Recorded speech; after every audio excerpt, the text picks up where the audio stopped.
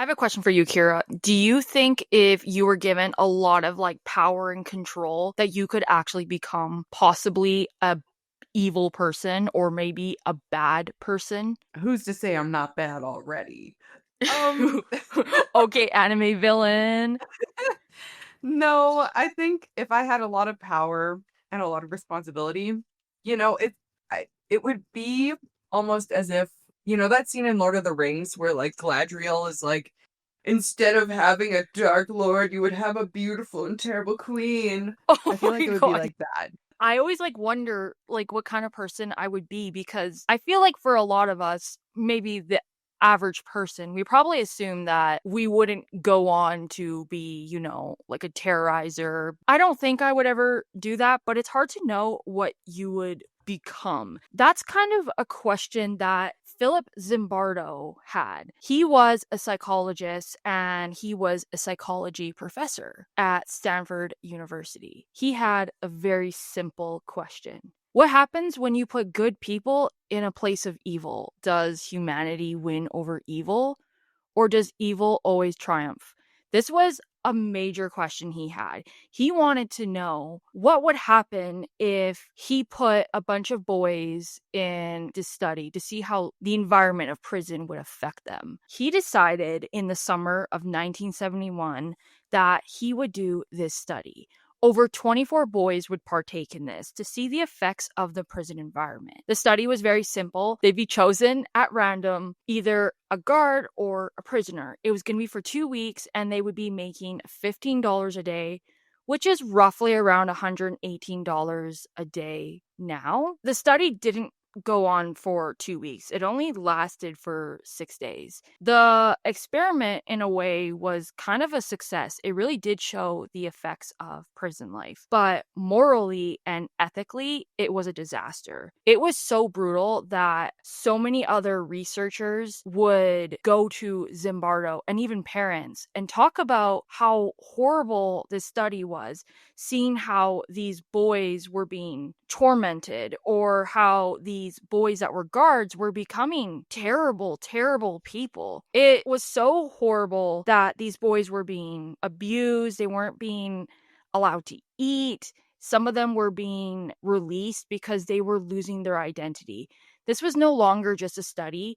These boys generally believed they were in prison for life. A lot of these boys would just lose their identity, whether they were a guard or they were a prisoner. This is the case of the Stanford prison experiment that would go down in history as probably one of the more notorious studies ever done. Let's dive into it.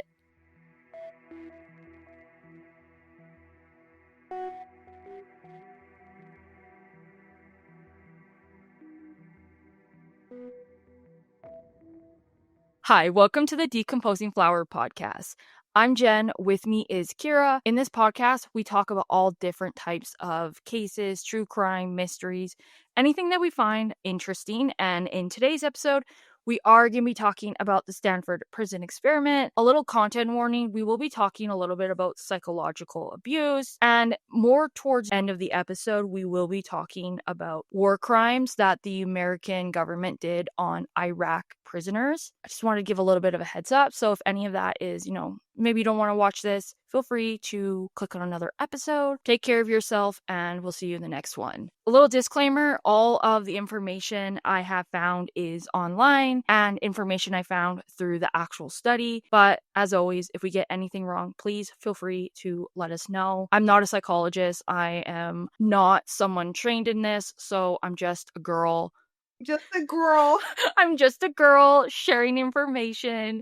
So if you want to join in on the conversation or you want to correct us, feel free to. Yeah. So with that, I think we can dive in. So a little bit before I kind of talk a little bit about the study, we should kind of talk a little bit about Philip Zimbardo. So he was an American psychologist and professor at Stanford University, that is in California. He was most known as an educator, a researcher, an author, and a media personality in psychology. Chances are, if you took a psychology course, you most likely know who he is. You might know a lot more about him if you probably are in the psychology world, but I feel like for the average person, you might know about the Stanford prison experiment. Maybe you don't know a lot about who he is. He was this psychologist. He actually recently passed away in October of 2024, but he was really well known in the psychology world. He wrote over like 500 articles, books, talking about all different types of topics, such as like cults, cognitive dissonance, and also a lot of stuff on the psychology of evil. Obviously, the word evil is a very generic term because I feel like what really classifies someone as evil? But I'm not going to be one of those like kids in your class that's like, I don't know if you guys ever took one of those like philosophy classes where you have that one student who tries to act like morals are not good. I don't know if you ever took a class like Bro, that, that's Kira. literally me. Oh my- well, like, oh my God. I just remember being in those classes where there would always be that one student that would be like, well, actually, maybe this horrible crime isn't actually evil. But yeah, so he talked a lot about psychology of evil and like what makes people do bad things. He was most known for the Stanford prison experiment. This one was so many morals and ethics were just crossed. In his own words, he described it as how ordinary college students would do terrible things. I think that's the best way to describe what would go on. So, while he began to work as a psychology professor at Stanford University in 1971, he was given a grant to do this study. So, his main question was, what happens when you put good people in a place of evil? You know, most people go on their daily life assuming that we have a lot of control over our behavior. He would actually go on to say that we are often unaware of the tremendous power which social situations exert upon us to shape, guide, and manipulate our behavior. In other words, he really is just saying like peer pressure really does have a huge hold on us. And I know like when you say peer pressure, you're thinking of like when you were in like middle school and your friends are like, dude, come on, come have a smoke with us. And you're like, oh my God, no.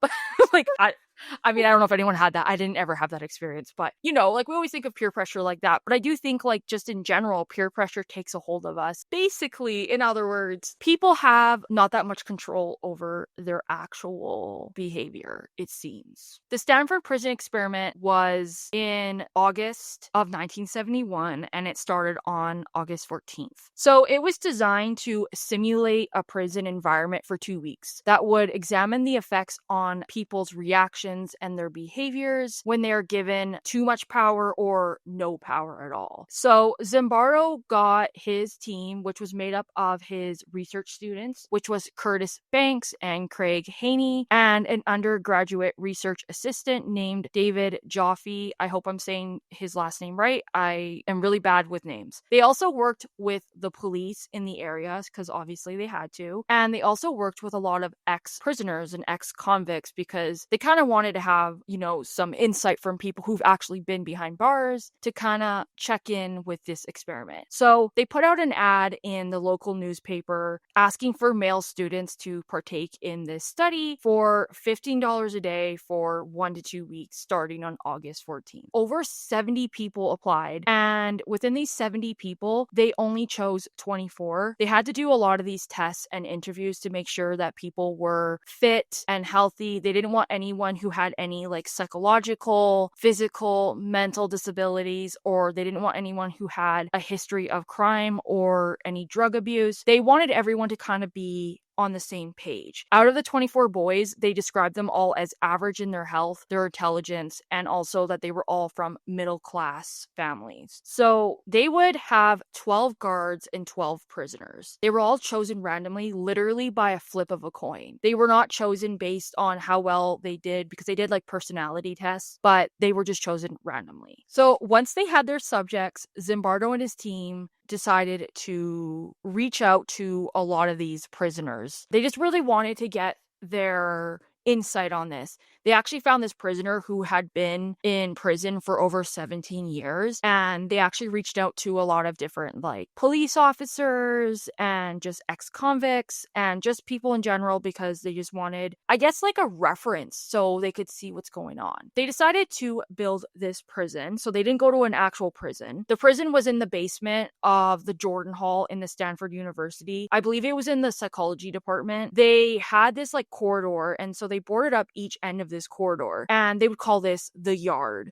This was a place where the prisoners could, walk, eat, exercise, do their everyday thing. They did have a hall at the end where they could use the bathroom. They were blindfolded. They weren't allowed to know their way around the prison because they wanted to simulate a lot of control. They would make these cells. They had like 3 prison cells. So 3 prisoners to a room, or I guess a cell, and then they also had like their little cell numbers, and then at the very end of the hall they had a camera so they could document this entire thing. They also designed a small tiny room that would be called the hole, which, like, why does that have to be so creepy? This was the solitary confinement where it was just like really dark and small. It was only like 2 feet wide and 2 feet deep, but it was tall enough for any of the bad prisoners to be able to stand in. They didn't have any windows or clocks because they didn't want them to know the time, which was another way to lose control. They also had these like intercoms that were in the cells that they would actually bug so they could listen in on the prisoners. The 12 boys that were chosen to be guards were given no specific tasks or training on how to be a guard. They were basically just told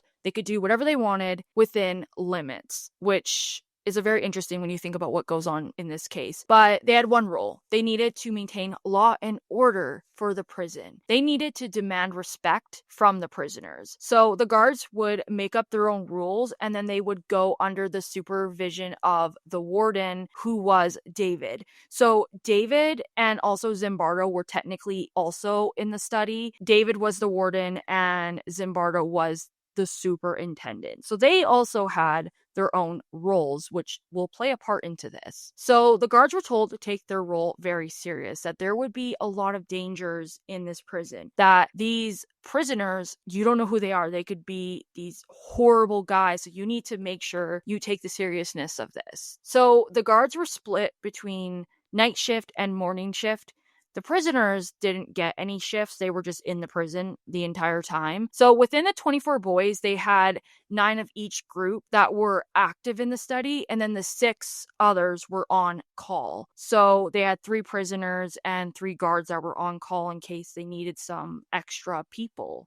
The very start of this experiment was on a Sunday. They wanted to make this as authentic as possible. So instead of having these like prisoners, go to the school and be like, hey, I'm here for the study, they actually arrested them. They wanted to arrest them so that it could be very authentic, which caused a lot of like drama because people are watching, this neighbor's kid being arrested. You're probably like, oh, I wonder what happened, like being very nosy. So they arrested them for like robbery and all that. And then they were blindfolded and taken into the police car. And then they were driven to the Stanford County Jail. And they would get booked and get their mugshot. After they were done with their booking, they were also stripped naked completely, and then they were sprayed to give this sense that they had germs or lice. They kind of were like telling them like, we don't want any of your germs in our prison, which was a thing that they were simulating that happened to another prison in Texas. They were also given this really shitty uniform, so they weren't given like actual prisoner uniforms. They were given something that was more like a dress or like a smock. They were given no underwear, and then they had their prison ID numbers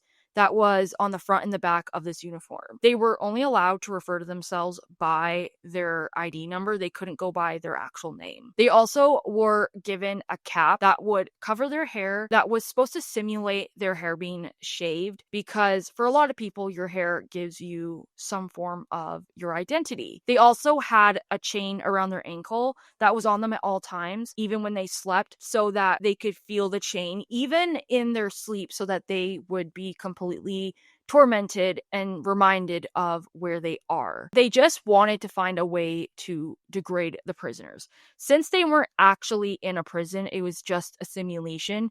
They just used methods as a way to make the prisoners feel controlled and humiliated, since this is what most prisoners feel when they are in prison. Since the prisoners had no identity, they would feel oppressed, which is why they were just given their ID numbers, and they just, again, couldn't refer to them by their name. Even the guards were told to only refer to the prisoners by their number, and this was all just a way to simulate their lack of identity and dehumanize them. The prisoners actually began to walk and sit different when they were in their new uniform, and they would even like hold themselves differently, which I think is a very interesting thing. I mean, I feel like we've all been there where like maybe you put on something that just isn't you and you're just like insecure about it. Which, I mean, I've never been in like a prison uniform, but I can imagine it would be a little bit more dehumanizing. Because these are like their co-students or whatever. What Yeah. is it called? Yeah, like, yeah, they're co-students. I think that's the word. Yeah. I don't know what the word is. I don't know what the word is, but we know what we're talking about. So it feels weird for them, right? Yeah, and like I don't know how many of them actually knew who they were, because the guards, they were all in like the same like uniform, like khaki uniforms, but they also Mm. were wearing these like mirror sunglasses, so they couldn't see their eyes or read any of their emotion, and they were kind of kept to be anonymous. Oh, I that's scary. Yeah, the researchers were not just studying the prisoners, they wanted to study also the guards and see how well the guards would take on this role, because they wanted to see, are the guards also going to really get into this, or are they just going to like do whatever? And we'll kind of touch on that throughout this entire episode. The very first thing that would happen was around 2:30 in the morning, the prisoners were woken up by the guards' whistles and demands. The guards were clanging their clubs against the cells, and the prisoners were pretty upset about this. They were annoyed. They were doing this count that they would do constantly, so the prisoners would remember their number. They would do this a lot of times throughout the day, but mostly at night, as a way to control the prisoners. So the prisoners weren't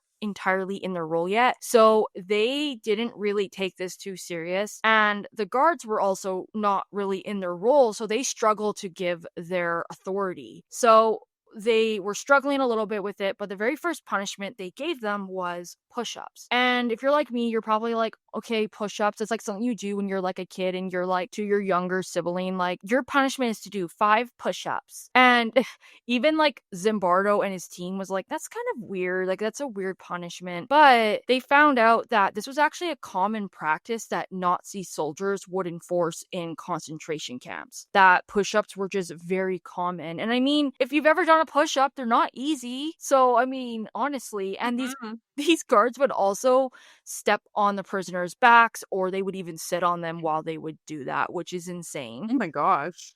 Yeah. By the morning, the prisoners were kind of pissed off now, and they were like, you know what, we're going to rebel. So they took off their caps and their ID numbers and even their uniforms and began to barricade themselves in their cells by moving the beds against the door so the guards couldn't come in. The guards didn't like this, and they were pretty pissed off, and the prisoners found this kind of funny. They began to mock them and belittle them and just insult them to their faces. So when the morning shift arrived, they were pretty upset with the night guards, because they were like, you guys are being too easy on these prisoners. You guys need to be harsh. You need to be like guards. So they actually called in 3 other guards that were on call, and they decided to use force with force. They would take fire extinguishers and spray the prisoners to show control, and obviously this forced the prisoners to be pushed back and back away from the door. When they opened the door, they went into the prisoners and removed their clothes and took their mattresses, so they had nowhere to sleep. One of the prime instigators was then taken to the hole where they would keep him there. The guards would use a lot of psychological abuse in a way by repeating that the prisoners were dangerous and that they would just continue to harass and intimidate the prisoners. Wait, can I ask? What's the hole? So the hole is like the solitary confinement place. So it was like that small little like dark room where they would be in for hours if they are bad. Oh, okay. It was like that tiny little room that was only like 2 feet deep and all that, and they would put the bad guys in there. So they would begin to use a lot of psychological abuse. That's where they would kind of do this reward system by separating the good prisoners from the bad. The prisoners that had no roles or very small roles in rebelling were taken to the good cell where they were given clothes and bed. They got their uniform back. They were allowed to wash and brush their teeth and get special food. While in the presence of the bad prisoners, because the bad prisoners weren't even allowed to eat and they were constantly being threatened. After 12 hours, the 3 good prisoners were taken back to their old cells, and then the guards would do this psychological tactic where they would put the good prisoners in the bad cell and the bad prisoners in the good cell. So it would kind of confuse the prisoners. Some of the ring leader prisoners started to assume that the good prisoners were rats or informants, and so this created a lot of hostility between prisoners. They began to distance themselves because they didn't trust each other. Some of the prisoners considered the rebels to be threats because they wanted their bed and they wanted their clothes back, and they couldn't because these prisoners were doing this and because of the guards. And so there was a lot of like hostility. A lot of the ex-convicts would actually talk about saying that this was a very common tactic that actual prison guards do to break alliances. There's a lot of like racism as well by guards where they will put black and Hispanic and even white prisoners against each other so that they won't have like any unity, and it just will separate them. And so the guards will have more power. By now, on day 3, the guards were getting into their role. They would abuse and humiliate these prisoners and just use all of their power. And the guards didn't really. Wait, this is only day 3? Yeah, day 3. What the fuck? Yeah, like this only went on for 6 days. And so they would abuse and humiliate the prisoners. They no longer saw them as another person in this study. They didn't even see this as an experiment. They truly believed that these guys were troublemakers and were out to hurt them and cause harm. So they began to up their surveillance and also their aggression. Almost every behavior that the prisoner was doing was under the control of the guards. Even using the bathroom could be granted or denied. Sometimes they would actually force them to use a bucket in their cell to go to the bathroom, and then they wouldn't even let them empty the bucket, which would cause, disgusting smells and making the quality of the environment very degrading.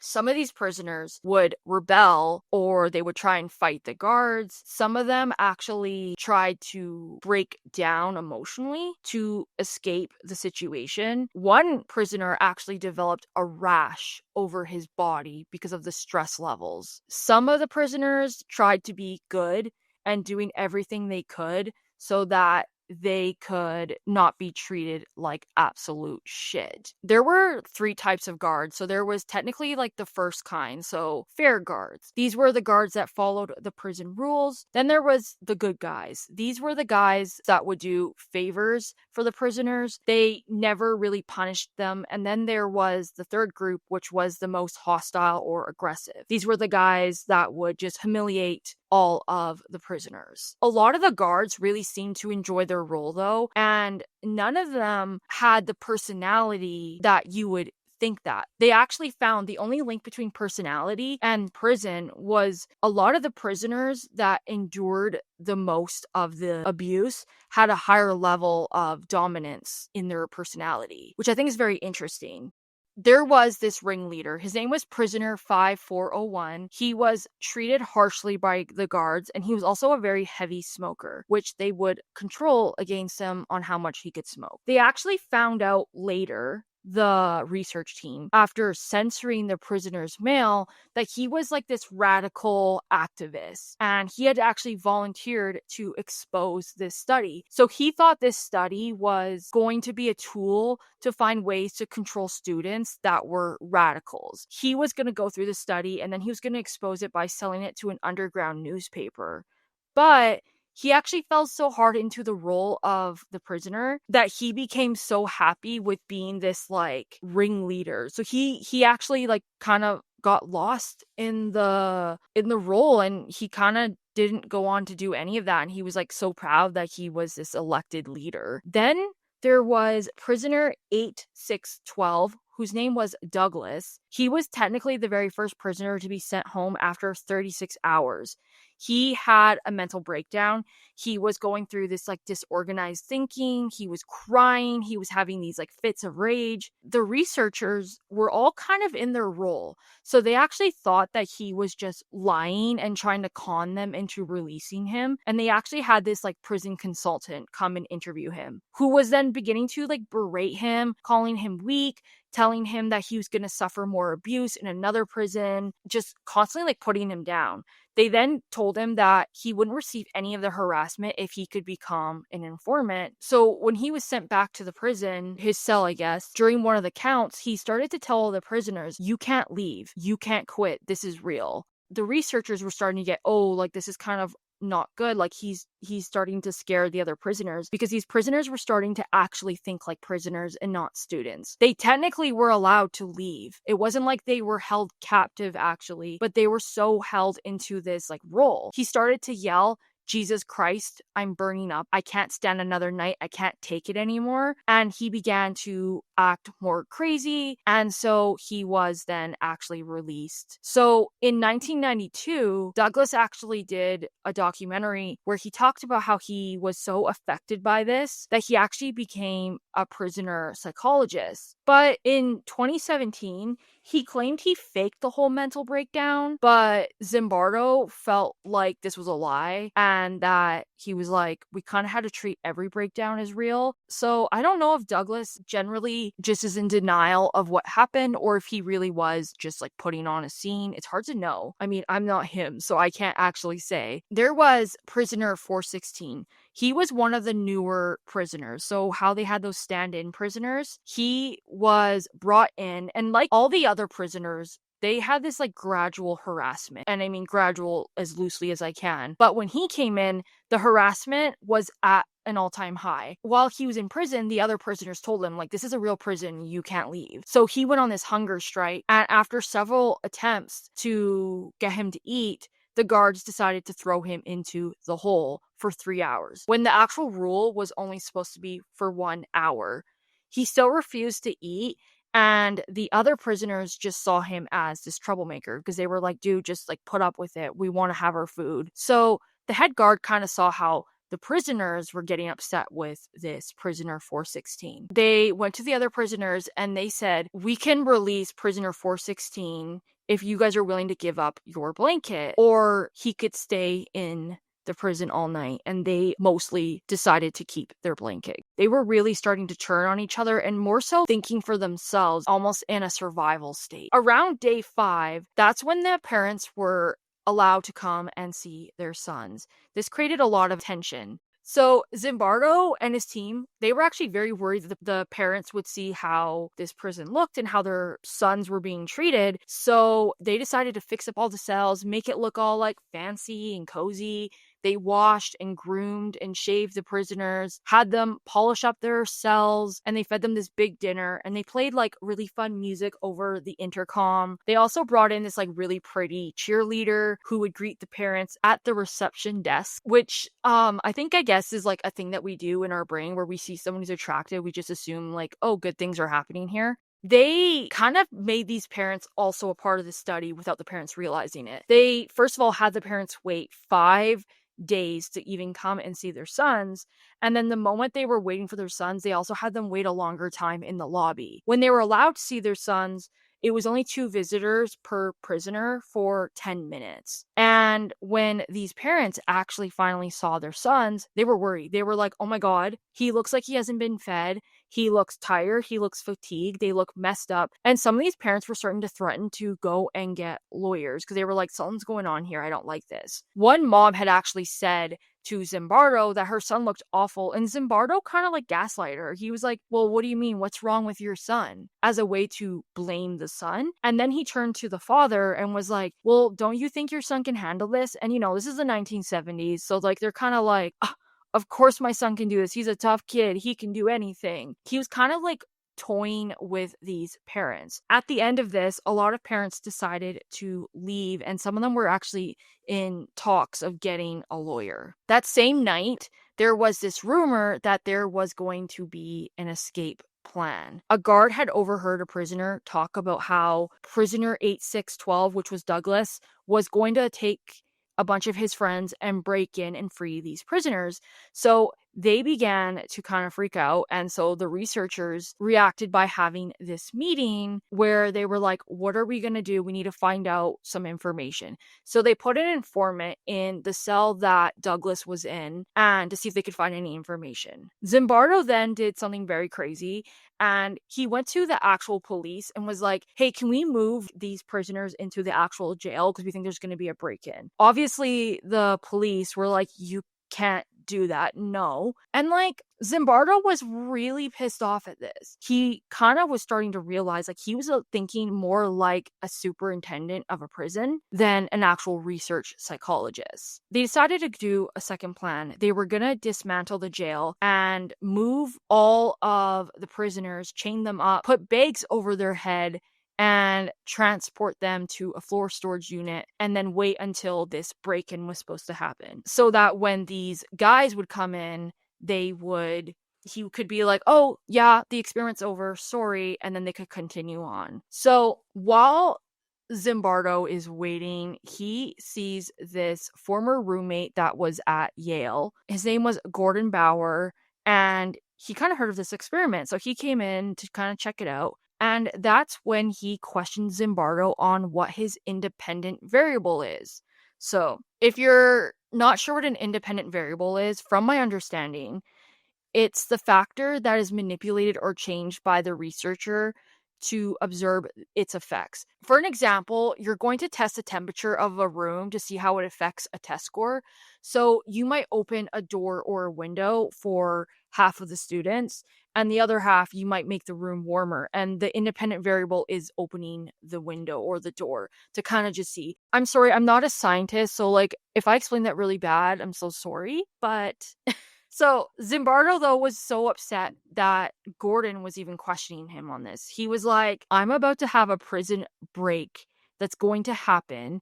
The security of my team is at stake. And now I have to deal with some bleeding heart kid who thinks he's going to come in and break in and steal all my prisoners. But that's the moment where he kind of had this like coming to Jesus moment, Loki, where he was like, oh my God, like I'm way too much into this role. So the rumor was just a rumor, which made them and the guards more mad that they did all this work for nothing. So they were like, we're going to have the prisoners pay for this. So the guards escalated their harassment, increasing more force and humiliation. They would force the prisoners to clean toilets with their bare hands, doing push-ups, jumping jacks, and whatever else the guards were just like wanting them to do. So there was this priest that was there. He was a prison priest that was there to see how realistic this prison experiment was. And the results were considered nightmarish. The priest interviewed all of these prisoners, and all of the prisoners introduced themselves by their number and not their actual name. After some talk with some of these prisoners, the priest asked a question to one of them saying, what are you doing to get out of here? And the prisoners just responded kind of in a confused way by being like, well, there's only one way you get out of a prison, and that's through a lawyer. And so he actually volunteered to go and get legal aid. And that's when Zimbardo also was like, everyone is kind of blurring the lines between reality and role playing. They were getting too much into the role. He said, even though he was a real priest, he was starting to put on this like stereotypical, like almost a movie version of a priest.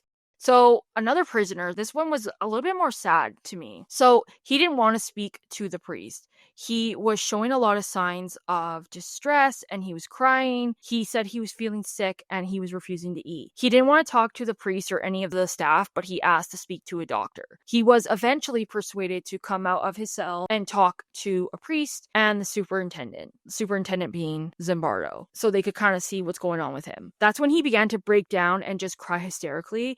And so Zimbardo took off his cap and also the chains and told him to go rest in the room to the side and that he would go and get him some food and then they were going to take him to a doctor. So while Zimbardo goes to go get prisoner 819 some food, he hears the guards starting to talk to the other prisoners, saying things like, prisoner 819 did a bad thing.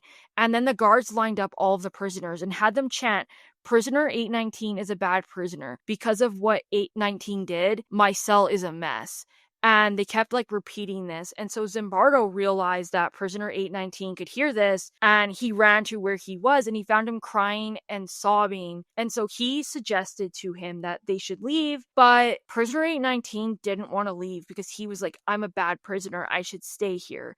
So that's when Zimbardo had to straight up break the rule, and he just said, listen, you are not 819, you are his name, and my name is Dr. Zimbardo. I am a psychologist, not a prison superintendent, and this is not a real prison. This is just an experiment, and those are students, not prisoners, just like you. Let's go. And he said the moment he said that, it was like this guy kind of was like he woke up from a bad nightmare and then was just like, okay, let's go. And I just think that's like really sad that this guy literally was having this identity break. They wanted to do one final little thing, and they decided to do this mock parole board, which was strangers to the prisoners. The board was made up of graduate students and staff of the university, and some of them were actually ex convicts that they had on the team. And so they brought the prisoners all in together, all chained together. They individually were brought before the parole board.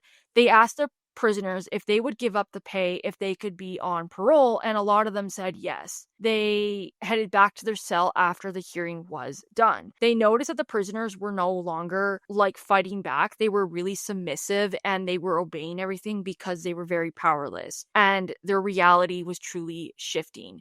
One of the prison board members was actually an ex-convict, like I said, and he put on this role of like this really authoritative official. And after, he began to feel sick because he realized he was putting on this role of an ex prison board member that had tormented him for years because he was a prisoner and he had been rejected for 16 years to get on parole. And so he realized like he was becoming the person that was harming him, or like that was causing him a lot of like distress, and he was having a break too. So it was like really crazy. Near the end, there was Christina Maslach, and she's a Stanford physician, and she was brought in to do a lot of interviews. She was so uncomfortable with what she was seeing. She saw the guards placing bags over the prisoners' heads and saw the prisoners being marched to the bathroom and their legs chained. And so she went up to Zimbardo and she was like, it's terrible what you're doing to these boys. And she questioned him on his morals. Out of 50 or more outsiders, she was the only one who had seen the prison